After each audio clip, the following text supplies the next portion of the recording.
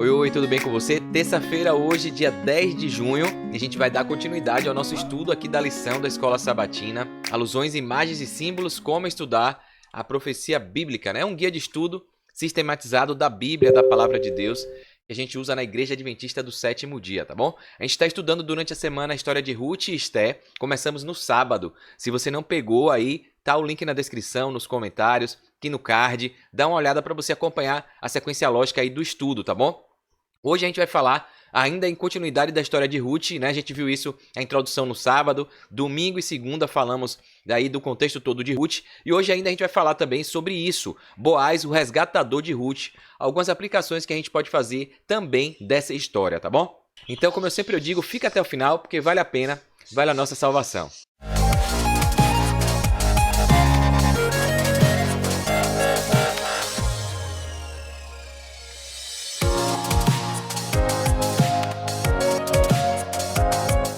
Bem, vamos lá então, trocando aqui a tela, botando os slides para você acompanhar, ficar visualmente melhor, né? Terça-feira, Boaz, o resgatador de Ruth, dia 10 de junho, tá bom? Fazendo aqui um alô também para o Marcos Roberto, que sempre tem acompanhado aqui, deixar esse alô para você, irmão Marcos aí, colocando aqui, ó, muito bom, estou aprendendo muito, estudar a lição com você, Jardel, parabéns, Deus continue te usando, Maranata. O Senhor logo vem, meu irmão, fico muito honrado, esses feedbacks aqui eu vou estar mostrando porque ajuda, motiva, incentiva a gente, mesmo sabendo que, acima de tudo, é Deus que nos dá essa sabedoria, esse Espírito Santo que nos ilumina aqui, nos ajuda a entender e a passar de uma forma também que vocês gostem, que vocês entendam aí do outro lado, tá bom? Então peço a vocês que orem por mim, pela minha família, a gente tá um pouco adoentado, minha voz tá um pouquinho ruim.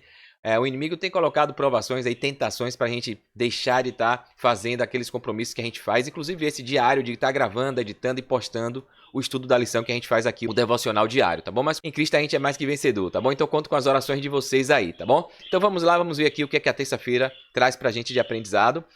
Peguei aqui o guia do professor Gilberto Brasiliano, né? Do Lição Fácil. Muita gente tem me procurado, pedido. Eu tenho um grupo no Telegram, posso mandar para você o link, tá bom? Algumas pessoas colocam lá, eu pego lá no Telegram, tá bom? Tem meu WhatsApp aqui também, se você quiser, entre em contato comigo, que eu posso pedir para incluir você lá no grupo e você ter acesso também a esses estudos, tá bom? O professor coloca aqui, ó, quando Ruth começou a buscar sobras de trigo nos campos de Boaz, não tinha ideia quem seria aquele homem que chamou sua atenção. Então a gente viu isso nas lições aí de ontem e anteontem, né? Boaz já tinha ouvido falar de Ruth e como havia se sacrificado para estar ao lado da sogra, que ficara viúva, né? A gente falou ali de Noemi, que perdeu o marido, os 2 filhos, né? As 2 noras dela ficou, uma foi embora, a Orfa, né? Não, ela liberou e a nora foi embora, mas Ruth falou, não, eu vou ficar com você até você morrer, onde você for eu vou, e a sua crença vai ser a minha crença, o seu Deus vai ser o meu Deus, né? E isso chegou aos ouvidos de Boaz, né? E aí quando a gente viu ontem que Ruth chegou cheio de coisa em casa, né? Até com comida para dar a ela, da sobra que ela comeu muito, Noemi contou para ela, né? E ela soube que Boaz era um parente que poderia se tornar o remidor dela e de Noemi.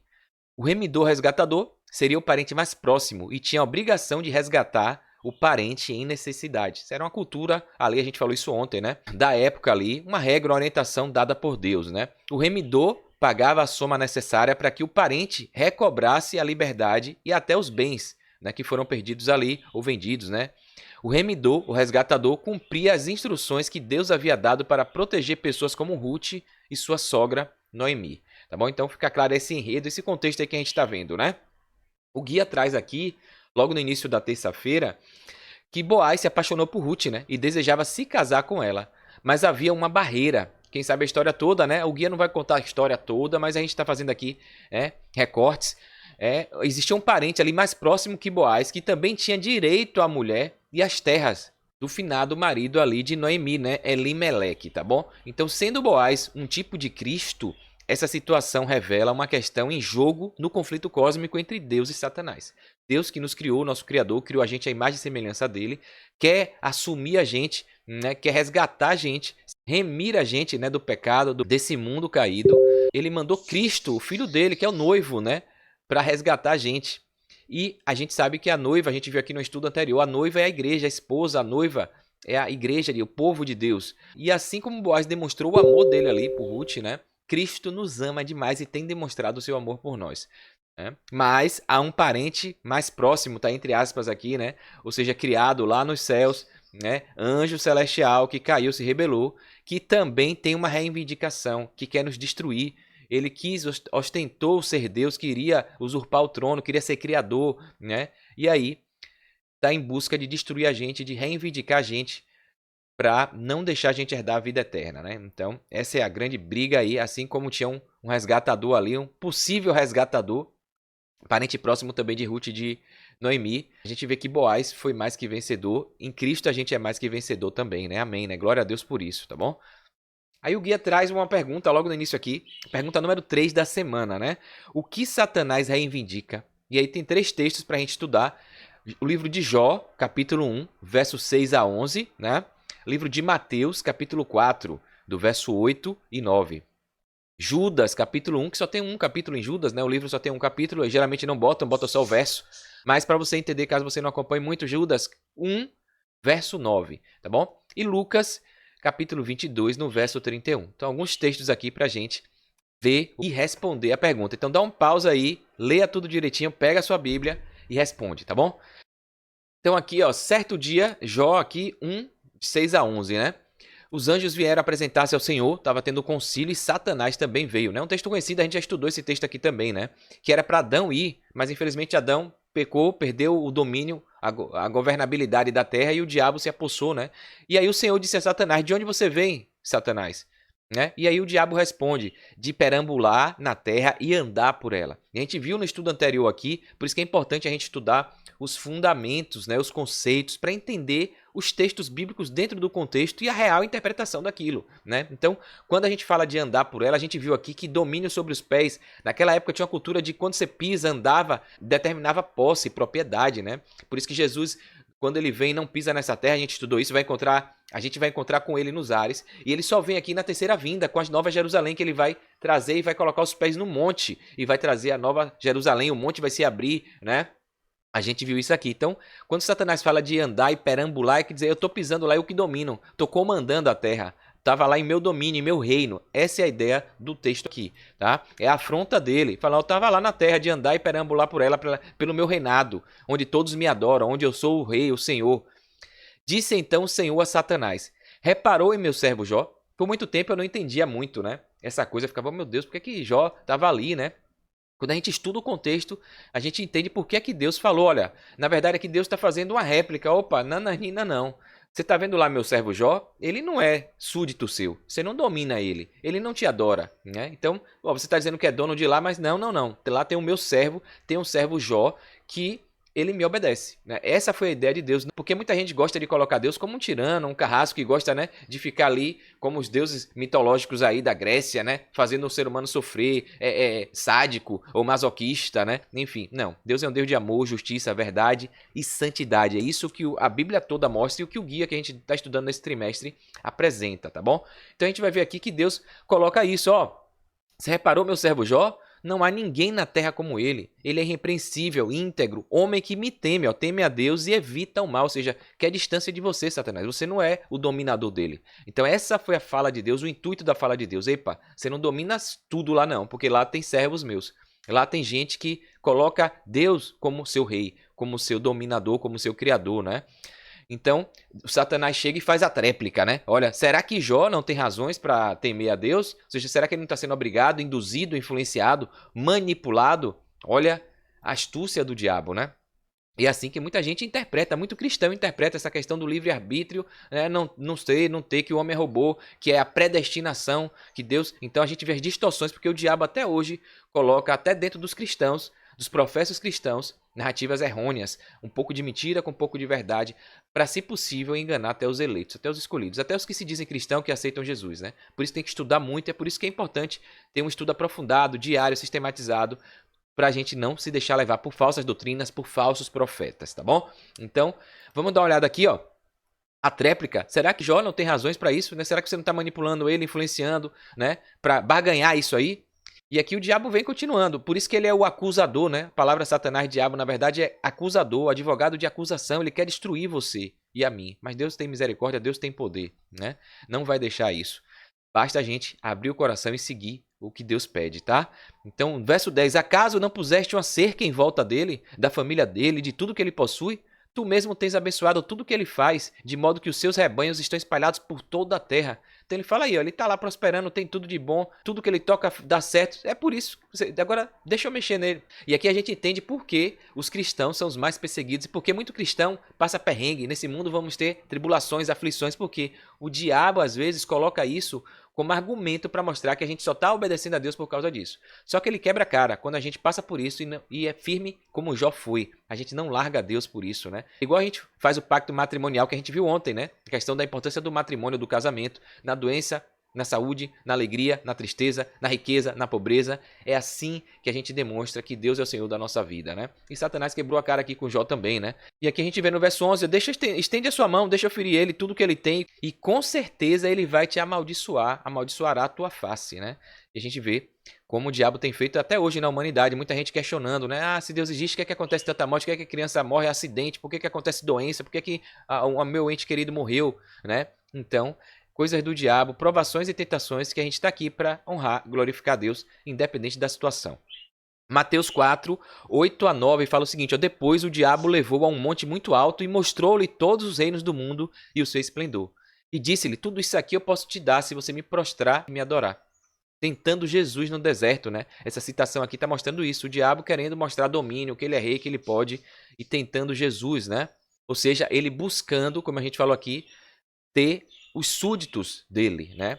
Mostrando que ele quer tirar a adoração da gente para Deus, que ele quer conquistar a nossa vida, né? Em Judas 1:9 a gente vê aqui, ó, contudo, nem mesmo o arcanjo Miguel, quando estava disputando com o diabo acerca do corpo de Moisés, ousou fazer acusação injuriosa contra ele, mas disse, o Senhor o repreenda, né? E aqui é um texto importante que muita gente distorce, né? A gente vai ver aqui, a lição vai falar um pouquinho disso hoje aqui, tá?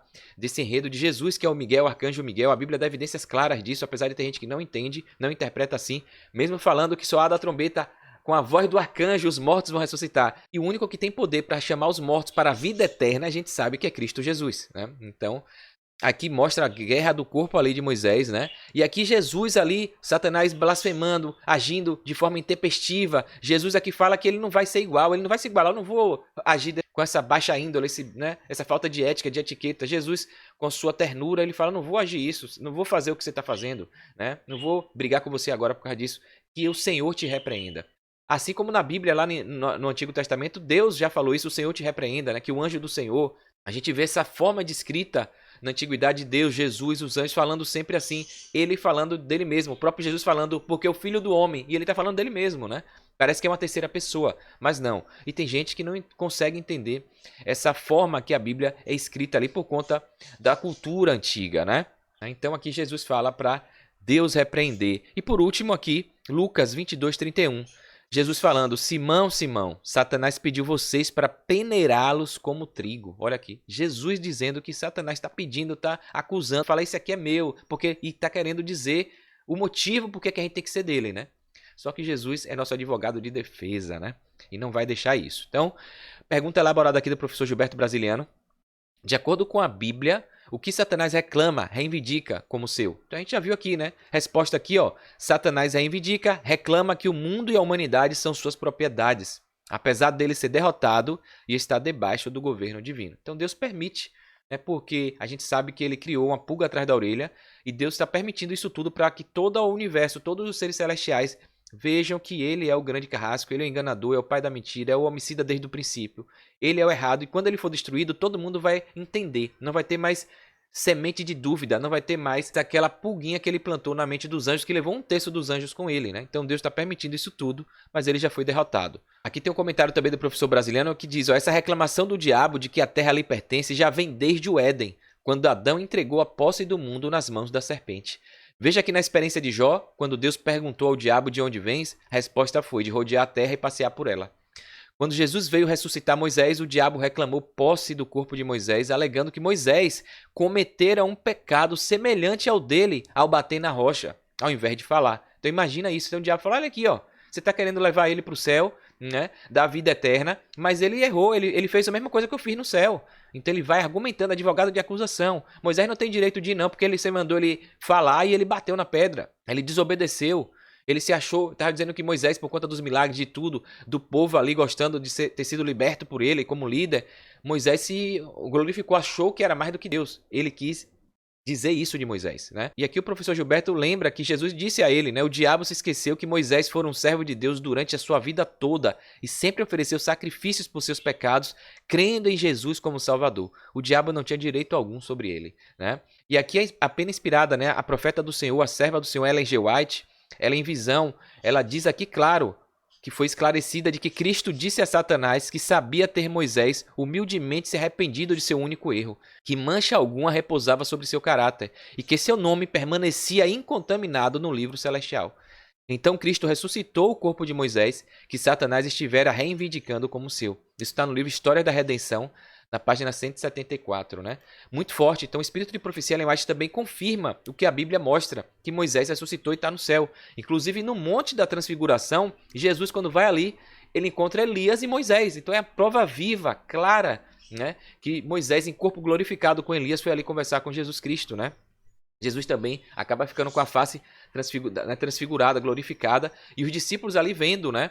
E aí Jesus fala, não conta isso não, né? Ou seja, porque a gente sabe como o ser humano é, né? E distorce tudo. E até hoje tem gente que acha que ali não existiu, que ali foram espiritual, almas vagantes por conta das crenças pagãs, né? Então, não entende que a briga ali... Por que é que Jesus ia brigar com o diabo por conta de um corpo, né? Sendo que o corpo aqui nessa terra, a gente sabe que está aqui vai virar pó, né? O que estava ali em jogo foi a vida eterna, a salvação. A briga ali foi de salvação. O diabo querendo condenar Moisés para a morte eterna e Jesus falando, não, meu amigo, você está errado. Ele aqui, ele se confessou, ele errou, desobedeceu algumas vezes porque eu vim buscar o pecador, mas ele se arrependeu, ele confessou e no seu coração ele me tinha como Salvador. Então está falando de vida eterna, não corpo, porque corpo vira pó, né? Jesus está falando da vida eterna, da salvação, e o diabo queria destruir. É isso que é o grande conflito, é o que o diabo quer. Essa morte aqui é um sono, a Bíblia fala isso, e tem gente que interpreta errado. Então a gente precisa entender o contexto, entender os fundamentos para entender a profecia, e entender que Jesus e Miguel aqui é o mesmo, porque está falando de quem é que pode dar a salvação, só Cristo Jesus. Quem foi reivindicou a salvação na cruz, Cristo Jesus. Quem é que brigou ali com Satanás? Quem é o advogado de defesa contra o grande acusador, advogado de acusação? É Jesus. Então todas as evidências trazem para Jesus, Miguel, que é a mesma coisa, e ressoada a trombeta, e mediante a voz do arcanjo, os mortos em Cristo ressuscitarão. Então, muito claro isso aqui, né? Então aqui o professor termina na história de Ruth. Boaz foi diante do conselho de anciãos da cidade e pagou o resgate para ser o remidor de Ruth, como Cristo pagou o preço por nós e nos resgatou, né, na cruz. Que lindo, né? Maravilha. Essa história, a Bíblia toda se completa, não se contradiz. Basta a gente estudar dentro do contexto, comparando um pouco aqui com um pouco ali, e interpretar de um jeito que não tenha texto contradizendo aquela interpretação nossa. Essa é a dica que eu sempre digo quando eu estou falando de Bíblia com algumas pessoas. Se você interpretar de um jeito e a sua interpretação tiver um texto contradizendo aquilo que você interpretou, tiver indo contra, você interpretou errado, porque a Bíblia não se contradiz, não pode ter contradição. Existe uma verdade só. Então, se você interpretou de um jeito e tem um texto escrito ali falando o contrário, você interpretou errado, né? Tem que interpretar de uma forma que todos os textos fiquem em harmonia, se complementem, tá bom? Então aqui no guia, eu coloquei aqui, né? O domínio da terra e de todos os seres humanos, é isso que o diabo quer, né? O guia traz aqui ainda algumas coisas interessantes, falar aqui com você. Depois que Moisés foi sepultado por Deus, isso está em Deuteronômio 34:6, né? Ele foi ressuscitado. Então a gente vê evidências disso, né? Embora não tenhamos os detalhes, a Bíblia diz que Miguel discutiu com o diabo a respeito do corpo de Moisés, né? Está lá em Judas que a gente viu, indicando que Satanás o reivindicou como sendo dele, né? Então, outra coisa, como eu falei, né? Para que o diabo ia querer o corpo de Moisés morto, né? Enfim, está falando aqui da salvação, porque há um só corpo. É outra teoria que as pessoas não entendem. Por que é que Jesus queria o corpo? É porque no céu só vai todo mundo com corpo. Não vai espiritual, alma vagante, alma penada, como muitos acham, né? O corpo é um só. Esse corpo que vira pó, quando a gente for ressuscitado, a gente vai voltar nesse corpo mesmo, só que agora glorificado. Ele vai receber um upgrade, né? Então há um só corpo, uma só igreja, um só Deus, um só batismo. E tem gente que não entende isso. Então esse mesmo corpo que está aqui definhando, ficando doente, que vai morrer, que vai virar pó, esse é o milagre. Jesus vai vir e a gente vai se juntar. A Bíblia fala que osso vai bater com osso, né? Esse mesmo corpo vai voltar a ser perfeito e agora glorificado, né? Então por isso que Jesus queria o corpo, porque Moisés tem que ir no corpo dele, né? Não existe um outro corpo. É o mesmo corpo feito um upgrade, feito uma otimização, sendo cobertos pelo manto da justiça de Cristo. E Satanás não queria, porque sem um corpo, como é que Moisés ia para o céu? né? Então, tá falando de salvação aqui, tá bom? E aqui o autor do guia fala o seguinte, ó, pela primeira vez Cristo estava para dar vida aos mortos. A vida eterna, né? Então, Moisés foi agraciado ali. Foi um dos primeiros a receber a recompensa da vida eterna, né? Morreu e ressuscitou para a vida eterna.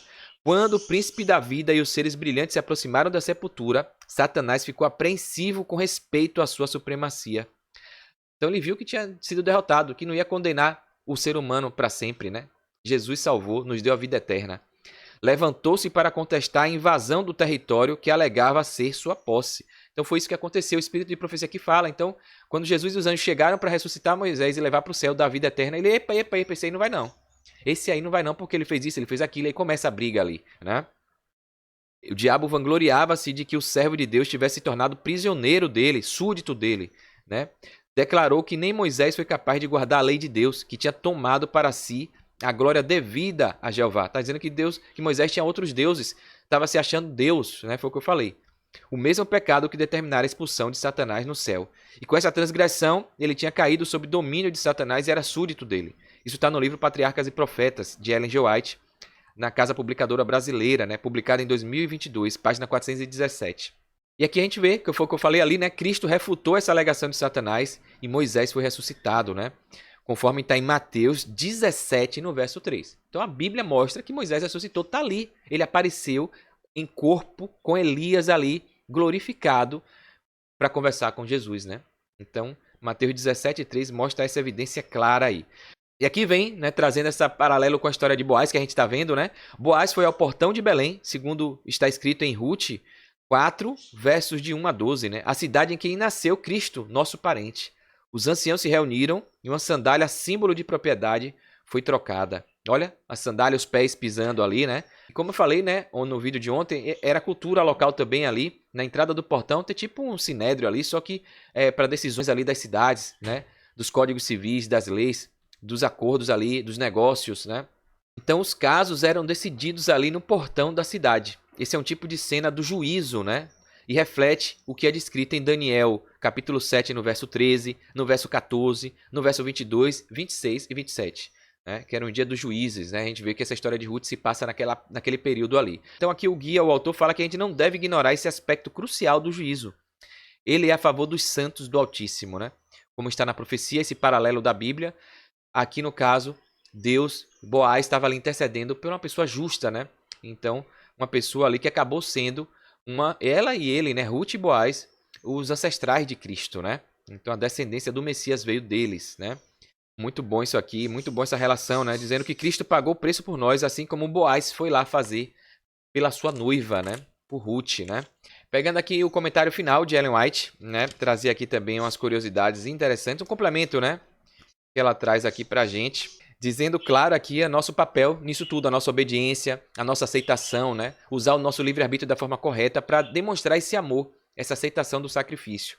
Ela coloca aqui, ó, aqueles que aceitam a Cristo como seu salvador pessoal não são deixados órfãos, suportando sozinhos as provações da vida. Então Noemi e Ruth ali estavam sendo cuidadas, né? A Bíblia fala que se Deus cuida das aves, né, também cuidará de nós, né? Ele os recebe como membros da família celestial, pede-lhes que chamem seu pai como o pai deles também. Né?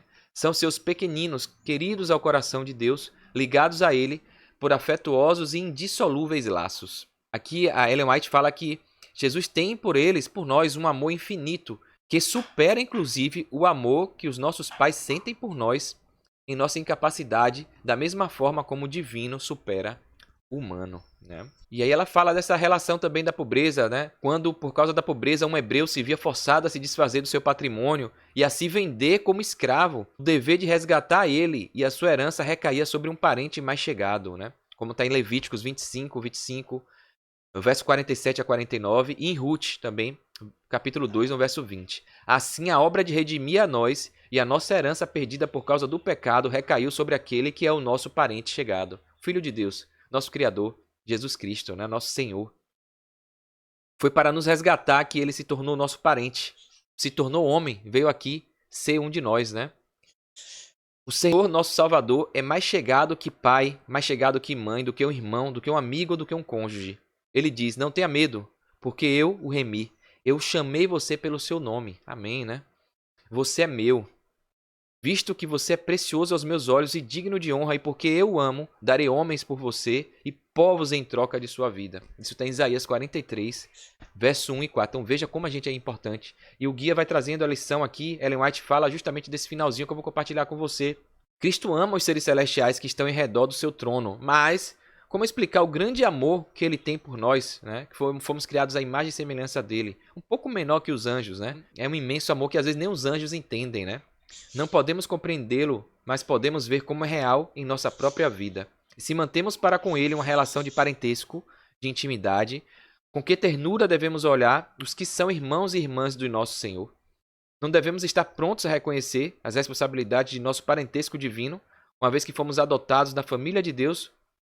Não devemos honrar nosso pai e nossos parentes. Isso está no livro Desejado de Todas as Nações. Mensagem forte também, né? Assim como Jesus veio, se compadeceu, a gente falou isso aqui de Abraão, as lições anteriores, ele intercedendo ali por Sodoma. E aqui, mais uma vez, o guia vem fazendo a gente refletir sobre isso, né? Se Jesus veio, né, nos redimir como parentes, como é que a gente às vezes não considera o nosso irmão como um parente, né? Irmãos em Cristo, né? Por isso que a gente chama irmão, irmã na igreja, porque todos nos entendemos como parentes, porque viemos do mesmo Deus, né? Somos da mesma raça, da mesma família em Cristo Jesus. E a gente tem que demonstrar isso no nosso cuidado, no nosso zelo, no nosso amor, na nossa bondade. Se precisar até resgatar, redimir, né? Como era a cultura da época ali dos hebreus, né? Como é que a gente está, né, fazendo? Então que a gente possa refletir sobre isso, as nossas ações diárias, né? Não só com os nossos amigos próximos, familiares que a gente gosta, mas sobretudo com aqueles que a gente não gosta, que fazem mal pra gente, né? Esse é o maior desafio. Quando a Bíblia fala de tomar um tapa em um lado, virar o outro lado, né? Virar a face, né? Então, humildade, ternura, solidariedade. E por fim, a Ellen White, vou compartilhar aqui com vocês, traz uma outra mensagem importante que a gente está vendo hoje no mundo, que é um mundo de ansiedade, depressão, baixa autoestima, as pessoas ali, por conta das dificuldades dessa vida, dos problemas, das mortes, dos problemas financeiros, né, das doenças, as pessoas têm achado que não tem valor, né? A gente fala aquele ditado aqui, tem comido o pão que o diabo amassou, e às vezes a pessoa acha que perdeu o valor. Às vezes é humilhada, está vivendo uma situação indigna e acha que perdeu o valor. Mas só que não. A gente vai ver aqui que Ellen White traz essa mensagem para mim e para você. Para que a gente nunca perca o nosso valor. Nunca ache que a gente não tem valor, porque a gente é filho de Deus, dono do ouro da prata, o Criador, o Rei do Universo, né? Ellen White coloca aqui, ó. Uma causa de fraqueza espiritual hoje é a baixa autoestima que alguns crentes em Cristo têm. Tá falando aquela pessoa que fica aos céus, ó vida, eu não presto para isso, eu não sei, eu não consigo, eu não sou capaz, né? Não. Imagina se Ruth se colocasse ali, né? Daquele jeito, né? Se ela se colocasse ali, eu não posso, eu não vou, mas ela ouviu a sogra, ela foi. Ela falou, vá lá, faça assim, deite, chegue, quando ela estiver na tenda, vai lá, bote a cabeça nos pés dele, fique quieta, não fale nada. Então ela teve que agir. Eu já falei isso aqui na lição anterior, né? O pobre que não age não é uma característica que Deus quer. Deus criou para ser cabeça, não cauda, para ser luz, para ser sal. Você precisa agir, estar motivado a prosperar em todas as áreas da sua vida, principalmente na parte espiritual, né? E uma demonstração disso, a Ellen White está falando aqui, ó, a fraqueza espiritual hoje pode ser medida pela baixa autoestima. Então, se você está com baixa autoestima, se alguém ou alguma coisa está fazendo você se enxergar inferior, indigna, cuidado, né? Cuidado, porque Deus disse que você tem valor demais, né? Então, ó, Cristo pagou um preço infinito por mim, por você, por nós, e deseja que sua herança escolhida se valorize de acordo com o preço que ele lhe deu. Então, não se deixe abater, né? Não perca o seu valor. Não decepcione Jesus tendo baixa autoestima. Esse é o conselho de Ellen White, da profetisa, né? Abrace as oportunidades e os privilégios que aumentarão seu senso de valor para com Deus. Olha que forte isso aqui. Ela fala, às vezes chega a oportunidade para você, oportunidades, privilégios, e aí você fala, você nega com medo, com receio, não, será que eu vou conseguir? Não, não é para mim, não, é demais para mim. Para com isso, quieta, né? Olha aqui o que ela está falando, ó. Isso, aceite, mesmo que você se ache incapaz, porque Deus aperfeiçoa você. Entregue a Deus, peça ao Espírito Santo para agir. Imagina se os discípulos que foram chamados ali se achassem assim, não, a gente é trapo de imundícia, mas em Cristo a gente é mais que vencedor. A gente reconhece nossa pequenez com humildade, mas a gente aceita o desafio de servir a Cristo. Igual o profeta Isaías, em uma lição anterior, a gente viu, né, que ele chegou ali na frente de Deus, enxergando o trono de Deus, falou, tô lascado, eu vivo, tenho lábios impuros e vivo no povo de iniquidade. Só que o anjo vai lá, pega a brasa viva e toca nos lábios, né, purifica. E é isso que Deus vai fazer com a gente, vai purificar, vai nos capacitar para a gente fazer a santa e boa obra da melhor forma possível, né? Então se coloque à disposição, se permita, né? Então, É isso que Deus quer. Isso vai aumentar seu senso de valor para com Deus, né? Ao aceitar os tesouros da divina graça, você se torna precioso e amável aos olhos de Deus. A piedade prática tecerá sua vida como fios de ouro, e quando Deus contemplar sua consagração a Ele, vai dizer: farei com que as pessoas sejam mais escassas do que o puro ouro, mais raras do que o ouro de Ofir. Isso está em Isaías 13:12, né? Tem uma música que eu gosto muito. Você é precioso, mais raro que o ouro puro de Ofir. Se você desistiu, Deus não vai desistir. Ele está aqui e vai te levantar se o mundo te fizer cair. Então, se o mundo jogar no chão, pisar, né, humilhar, inferiorizar, Deus vai te colocar de pé. Saiba de quem você foi criado, né? Então, quem é o seu dono, o seu dominador, e ele vai fazer o maior e o melhor por você, tá bom? Pegue essa mensagem com você no seu coração, né? Ouça, escute isso, leia isso, esteja aí para você mudar essa mentalidade, esse mindset aí de baixa autoestima para uma elevada autoestima, tá bom? Todo o céu se alegra com a alma humana, a vida, né? O ser humano, a pessoa fraca e defeituosa que se entrega a Jesus e na força dele vive uma vida de pureza, né? Então, amém, né? Que Deus seja louvado por isso. Então, mensagens fortes aqui pra gente, dicas preciosas pra gente aproveitar a história de Ruth, Noemi, Boaz, entender sobre Jesus, sobre o plano de salvação dele para conosco, né? E a nossa ação, né? É o poder divino com esforço humano. Então, nunca esqueça disso, tá bom? Então, aguardo você no próximo estudo. Se você gostou, curte aqui, comenta, se inscreve aqui no canal, clica no sininho, porque fazendo isso você ajuda esse conteúdo a chegar para outras pessoas. A gente vai pregar a mensagem, você vai ser um duplicador, um missionário, e você vai receber os avisos toda vez que eu postar material novo aqui, tá bom? Então aguardo você no próximo estudo. Ore por mim, ore por todos nós e que Jesus volte logo. Um forte abraço, sucesso e fique com Deus.